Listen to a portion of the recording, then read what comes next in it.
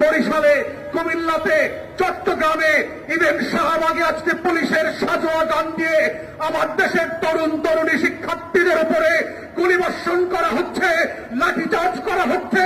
এটা পাঞ্জাবের আমল না, পাকিস্তানিদের হাতে আমরা বন্দী না, এটা 190 বছরের জমিদারি শাসন না। যদি কেউ মনে করে থাকে বাংলাদেশে এখনো জমিদারের শাসন চলছে, ব্রিটিশ বেনিয়ারা বাংলাদেশ দখল করে রেখেছে, আমরা প্রত্যাখ্যান করছি এবং বলে রাখছি বাংলাদেশে গণতন্ত্রের যে লড়াই হয়েছে, যেই রক্ত দিয়ে মুক্তিযোদ্ধারা বাংলাদেশ স্বাধীন করেছে, সেই বাংলাদেশ আমরা ফেরত আনবো।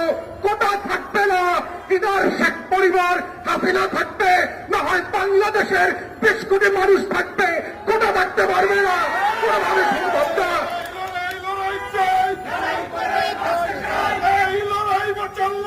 এই লড়াইয়ে জিততে হবে, লড়তে হবে একসাথে, বাকশালীদের বিরুদ্ধে। তাই আমরা বারবার বলেছি বৈষম্যের যে কোটা, সেই কোটা প্রথা বাতিল করতে হবে। কারণ এটা শুধু অসাংবিধানিক নয়, আমাদের সংবিধানের 39-এ আর্টিকেল 29-এ পরিষ্কার করে বলে দেওয়া আছে যে বাংলাদেশ রাষ্ট্রে প্রত্যেক নাগরিকের সমানভাবে চাকুরিতে অংশগ্রহণ করবার অধিকার থাকবে। কিন্তু এই কোটা পদ্ধতির মধ্য দিয়ে বাংলাদেশের চেতনা ব্যবসায়ীরা, আওয়ামী মুক্তিযুদ্ধ শ্রেণীর ব্যবসায়ীদের একটা কোটারিতে পরিণত হয়েছে বাংলাদেশ রাষ্ট্র। এই রাষ্ট্র থেকে যদি পরিবর্তন চাই, আমাদের ঘোষণাপত্রে যে গণপ্রজাতন্ত্র করবার লড়াইয়ের কথা বলা ছিল, এই লড়াইয়ের জায়গাকে ফেরত নিয়ে আসতে হবে। সংবিধানের যে মোদ্দা কথা আছে, কোনো বৈষম্য থাকতে পারবে না, সেটাকে সংবিধান পরিবর্তন করে হলেও আবার ফিরায় নিয়ে আসতে হবে।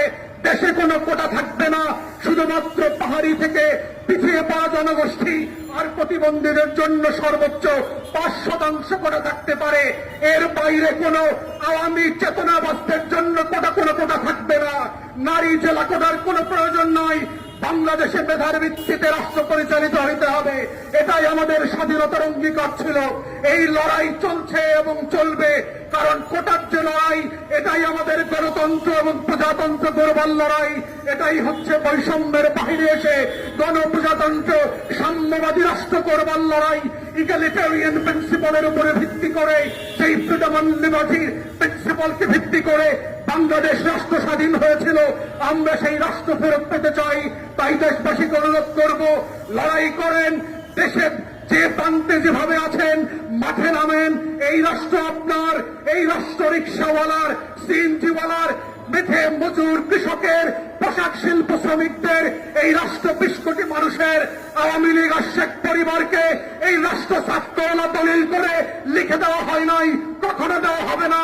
অতএব এই রাষ্ট্রের মালিকানা আমরা ফেরত পাইতে চাই এবং এই পাওয়ার লড়াইয়ে আমরা আহ্বান করছি দেশবাসীকে, ছাত্র সমাজকে, যেই যেখানে আছেন লড়াইতে নামেন। আপনার অধিকার আপনাকে কেউ ফেরে দিতে দেবে না। প্রজাতন্ত্র গড়বার লড়াইয়ে সামিল হন।